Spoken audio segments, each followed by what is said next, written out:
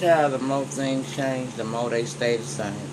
How about I just recorded a whole Queen Sugar review, uploaded it and everything, and child,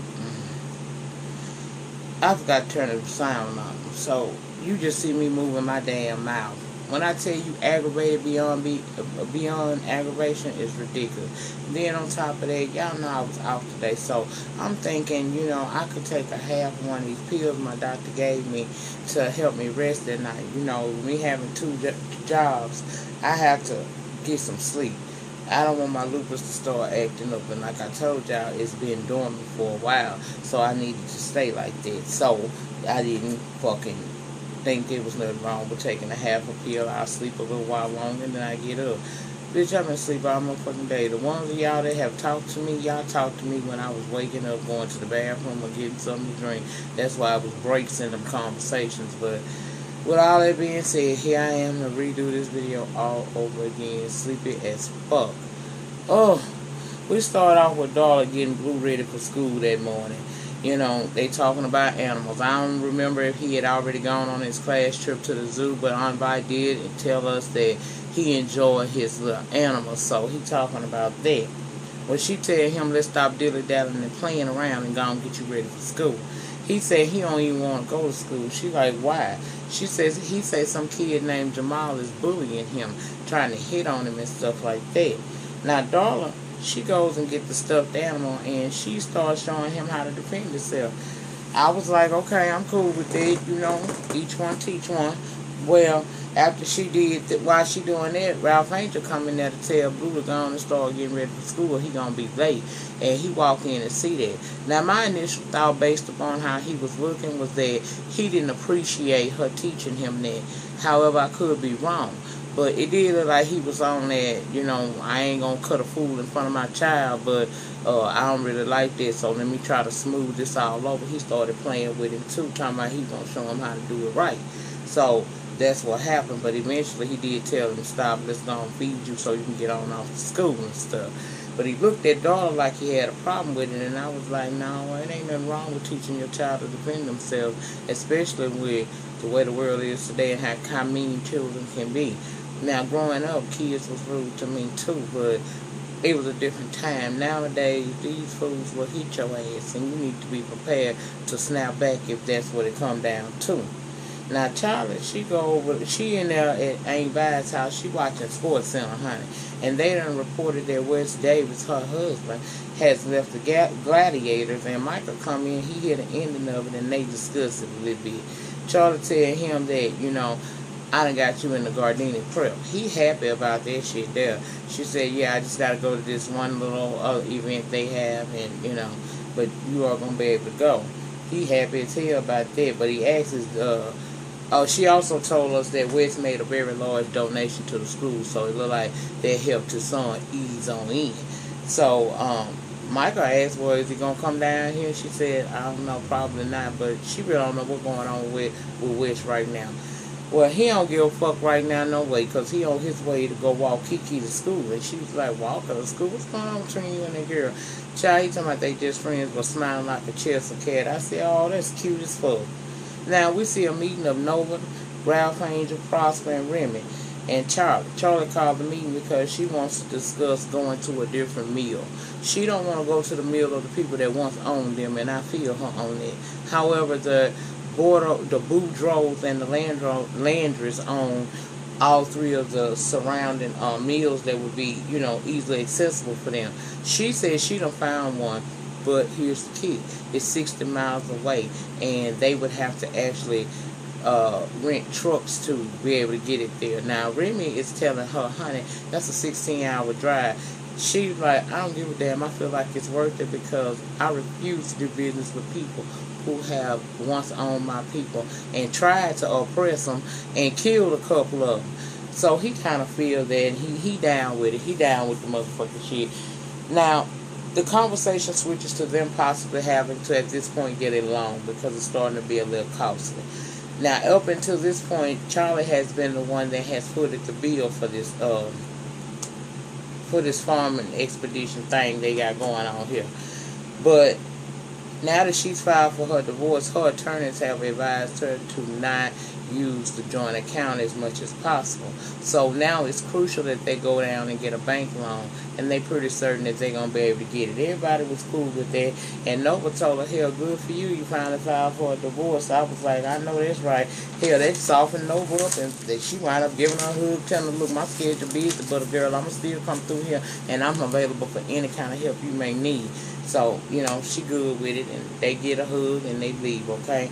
Now, over down at the High Yellow Bar is prepping the restaurant for their grand reopening. Also, they are going to be open 2 nights a week. I'm assuming probably Friday and Saturday, to allow patrons that like to, come to the diner to come in. They're going to have food, they're going to have drinks, and they're going to have music. Now, you see, Clyde is a bit apprehensive because, see, his church people come down to the High Yellow, and they might be offended by the alcohol. But I have to tell him, look, you in the red right now. You need this adventure we're talking about going on. These ain't number 2 nights a week. If they can't understand that, then that's fine. But you need to do this because it's going to put you back in the black. Now let's go back to the house because everybody has left except for Remy. He's standing up there staring at Charlie like she a biscuit and he want to sop her up on a plate. She asked him, so you not going to say nothing? He said, child, I'm trying to be respectful, but in truth, it's a lot I want to say, and what he wanted to say was he bent down and gave her some tongue action, and I said, you better get it, girl, light skin me, all right, ain't nothing wrong with a little light bright, he glow in the dark and everything, but you can work it out, you can. I got faith in you, you're light bright too. Now, Michael walked in as they kissing, and nothing is said. Everybody standing there in awkward silence and like they nervous and shit. Remy leave because he realized this is a conversation she probably need to have with her son by herself. So when Remy walk out that door, Michael standing there talking about how can you just move on that fast. He questioning whether or not she loved his dad and all of that. She told him, of course I loved your father, but you got to know that we not going to get back together. That ain't going to happen. He talking about, well, it just looks weird. I mean, he's out here sleeping with prostitutes and you kissing strange men, and he walked out.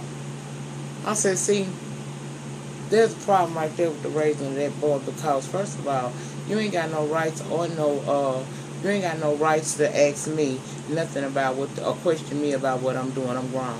You got to know that everything that I'm doing because I'm trying to make sure that we are good. And you got to be out your goddamn mind if you think that I'm finna divorce your daddy and stay single all my life and never have a man. And considering this marriage probably was on the roster for me for a while now, I don't see nothing wrong with her moving on and finding the comfort of another man. And this little boy needs to stay in this place. Couldn't have been me. He would have needed some help getting them fronts fixed, talking to me like I have to explain something to him. You don't pay a bill or nothing in that damn house. You don't buy your clothes. You don't keep that cell phone on. You didn't even buy them Beats by Dre that you had in your head when you walked in there and saw your mama having that moment. Now, I understand breaking up of a relationship will cause your children to feel some kind of way. I get it. But, bitch, guess what? Get out of my business. I'm grown. Now, Darla goes down there to the schoolhouse to go on and take Blue in, and she meets Miss Velez for the first time. Now, Miss Velez assumed that she was the babysitter. Darla informs her, no, I'm not the babysitter, I'm the mother. Now, she's apologetic. I'm sorry, I had no idea. But she gets to tell him about Blue's performance at school and the fact that he has done several drawings of her. And Darla's interested in that, but she also interested in this right here. She said, Blue told me some kid here named Jamal is bullying him. Now, Ms. Velez has not heard anything about that. Blue hasn't shared that information with her. So this is the first she's hearing about it. Darla said, well, he told me this morning and I believe him. And Ms. Velez was like, yeah, okay. Yeah, it ain't no problem. I'm not saying he's not right. I'm not saying he's lying. What I'm saying is he hasn't brought it to my attention. And now that you have, I will keep an eye out for that situation to get it taken care of. Now, for some reason, Darla felt like she needed to give her the phone number to call her. She said, I know you got Vi and Ralph Angel number, but this is my number, and if anything happened with you, please give me a call, too. And Ms. Velez was okay with doing that. And I'm all right with it. I mean, she the mom, but, I mean, she not going to be the first person they call, but If they want to call her to this school with me. Now, Charlie is upset. She go to Nova house. She is distraught that this boy has seen her kissing Remy. Nova was like, girl, ain't nothing wrong with you moving on. You made a choice about your future. And Remy is a nice looking man. It ain't nothing wrong with him. You know, you liking him. She said, look, Michael is 15 years old. He has no idea how the real world works. He gonna have a whole host of emotions before it's all said and done. But he will live. You was alright with having another friend. Charlie say she feel funny because it's been a long time. See, she ain't never been nobody but West. Nova look like, damn. I did too. Like, girl, that's all you never tried. Like, I wonder you around here like a chicken with your head cut off. Whole thing, but Nova encouraged her to continue on. Ain't nothing wrong with liking that man, but she feeling guilty about every goddamn thing. So Nova say, I think I got something for you. So at first I'm thinking Nova gonna go to that bank and come back with some of them good tweeds that she be going out there in the bag. But no, she came back and did a ritual on her. It was a cleansing ritual.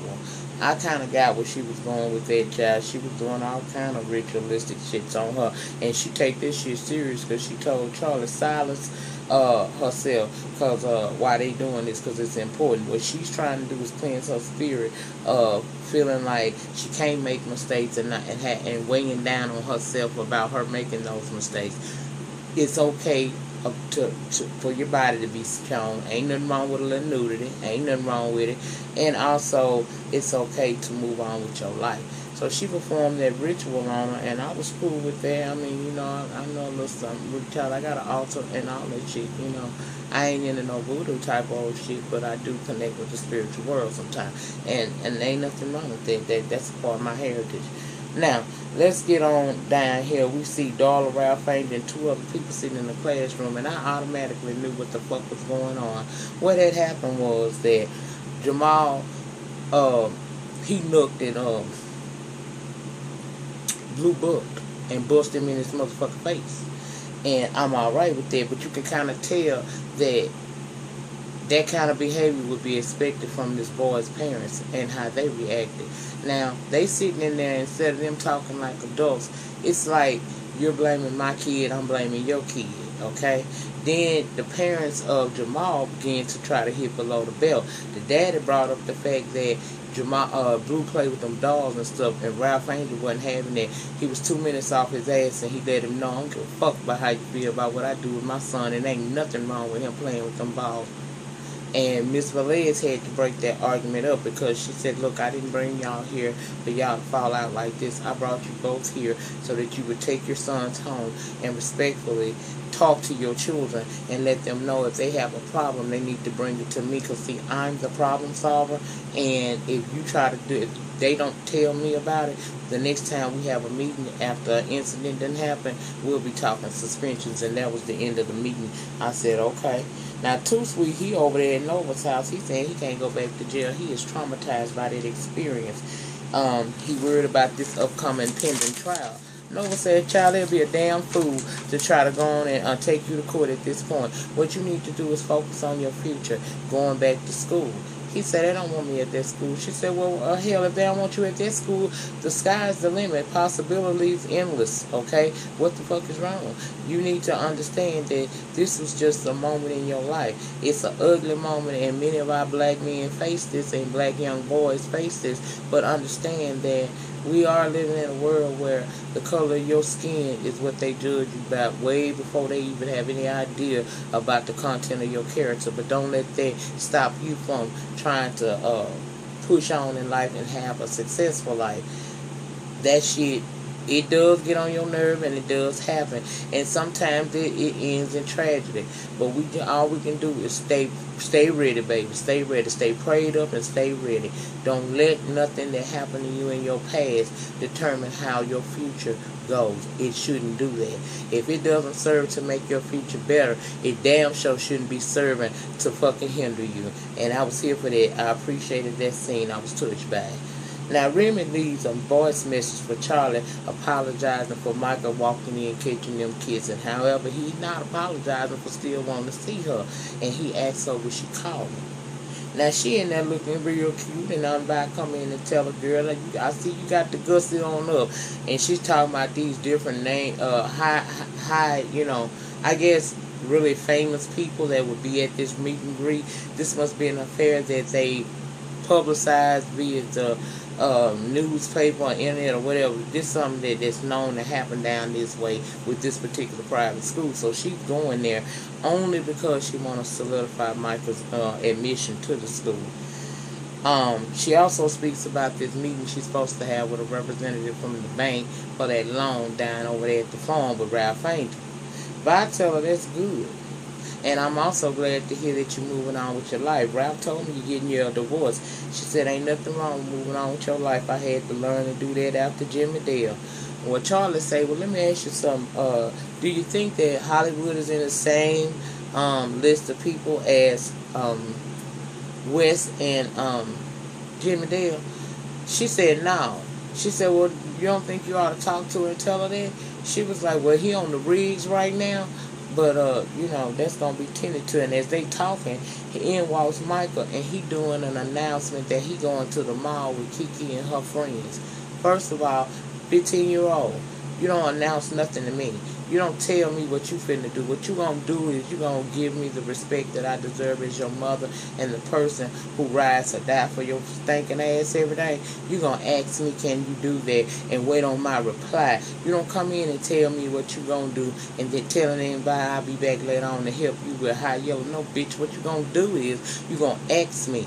And I was pissed off with Charlie and saw her as a weak ass parent in this moment when she allowed that boy to walk. She asked him how he was gonna get there, and that motherfucker walked out, baby. He would have been needing veneers, I promise you. What you won't do is have an attitude. Now, I respect that you have feelings. I'm going to respect that. But I'm going to also need you to respect the fact that how you present your feelings to me determines how I react to it. And him walking out would have served to only, like I said, have him making me have to write a check for the orthodontist because I done knocked all his whole fronts out. Now, even Aunt Bi said, what the hell is wrong with him? She's sitting up there, Charlie that is. He's giving me the silent treatment. Me and Aunt Bi was on the same motherfucking road, on the same page with this. Well, you need to get him the ass whooping treatment. Children don't tell parents what to do. That's the other way around. We are rearing them. They can't rear us. We can't re-raise a grown mother. Child, I was mad. I said, ain't nowhere in here. See, that's the reason why it's a difference between rich people raising their kids and how us middle class to poor people raise our kids. And it's damn sure a big difference in how we raise them when we come from the black culture and the white culture. That shit right there he exhibited was the white culture. Because a black mama would knock you what we like to call the fuck out and have no remorse for that shit. Charlie go over to the farm talking to Ralph Angel. They waiting on the bank person to come. Now, Ralph Angel done had this land surveyed, and it's perfect land. They will indeed make quite a bit of money off of this land once they harvest this crop, okay? So, he excited telling her all of that. However, Charlie is a business person. She realizes that nothing is set in stone until it's written down on paper and signatures have been signed. We ain't gonna get excited till we got check in hand. And as she's saying that, here comes Jacob Boudreaux. He coming over there to see Charlie. See, she ain't never get back to him about that offer that he made to them. And it's at that moment she told him, we're not offered. The offer is denied. We ain't trying to do nothing with you. And he trying to tell her the offer was very generous. She was like, well, I don't really care how generous the offer was. He's like, well, how do you expect to grind your cane? She said, there are other people. He said, we own all the spots around here. She said, there are other people. He said, look, are you sure you want to do this? Your land sits right and slap dead in the middle of my land. We've offered you a very lucrative deal, and we want to know, would you go ahead on and accept it? She said, see, that's that privilege I'm talking about. Y'all been running shit around here for a long time, but that day will soon come to an end. He said, you sure about that? She said, positive about it. He said, oh. At this point, Ralph Angel is tired of playing the game and sitting here listening to this motherfucker. Now, we gonna do something, or we gonna, you either gonna shut the fuck up, or you gonna push the fuck on. What you gonna do? You either gonna shut up and push on, or you gonna get your ass whooped out here. Those are your options. Take one. He opted to walk out, but before he walked off, he let them know, oh, we had got hold to that little loan application that you guys were asking for. Long denied. I said, dirty motherfucker.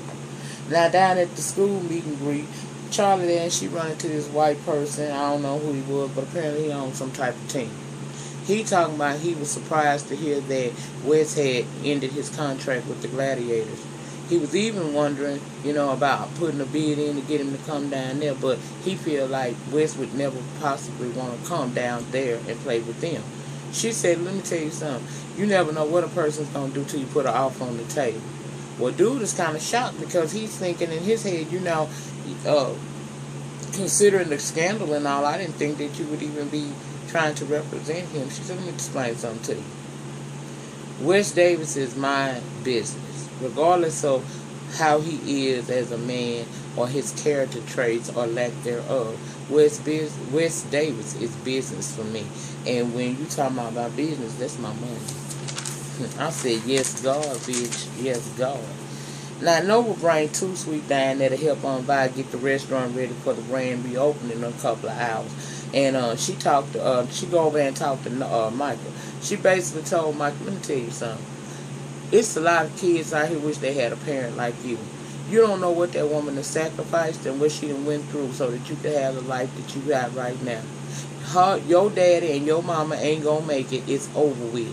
What you need to do is give her a break and allow her to be happy because she is hurt too behind the divorce situation. Back the fuck up off your mama and get some sense about yourself. And apparently that resonated with him, and we'll talk about it in a moment. But Vi is down there at the grand opening. We at the grand opening now, bitch. And she thanking everybody for coming out. And Clyde, you might want to thank her because it looked like you had some people in there and they was enjoying themselves. But she did thank Clyde for doing the right thing and having her as manager. And baby, they start partying. Now, Charlie arrives and Remy see her, and of course, she see him. He probably smelled her before she walked in the door, honey. But he walks over there and he asks her for a dance. Now, instead of her just going on and pussy popping her ass up out there to drop and get her eagle on, she over there looking to see how her son's facial reaction's gonna be because he got a problem with this man being in her life, okay? Well, apparently that little talking to Nova gave him must have resonated with his spirit because this nigga was not giving her no mean looks, He was looking like he was all right with it and smiling. And I said, yeah, that's what he needs to do because what he was going to do was fuck around and make the real black come out of her and she was going to beat the hell out of him. But I'm glad it didn't come down to that. We see Dawn-Lyen and Ralph ain't there too. Now, little Blue done got tired, so they took him back in the office and put him in on the couch to get him a little rest. But as they sitting there, the DJ decided to slow it down for the lovers, baby. And Ralph asked her to dance with him. Before we know it, they sitting there holding each other, staring in each other's eyes. Child, I say, is there a love connection reforming between the two of them? And is this going to be a good thing? We shall see. But that was it, y'all. Like I said, I'm tired as fuck, okay? I'm tired as hell. Now, I also have a question before I leave here. Somebody told me that when they go to my page from their iPhone, that it's showing just the page and you have an option to hit upload and then it brings up my videos. I don't know why it's showing like that, okay? I went through my settings, I went through my upload defaults, and I have no idea why my page shows like that because it's supposed to look like everybody else. You're supposed to have the about, the current videos, and the playlist, and all of that.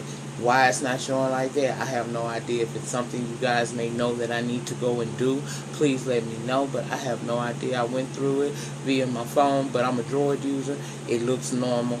And I went to it from my PC, and it still looked normal. So I don't know what's going on, why it's appearing like that. But I do appreciate her telling me that because some people will be too lazy to fucking click the damn uploads to see what my recent videos have been. But I'm sorry, I don't know why it's doing that. If y'all know, get down in that clean panty section and let me know. But that's it, y'all. I'm going to bed. Hopefully the sound is on this time. Peace.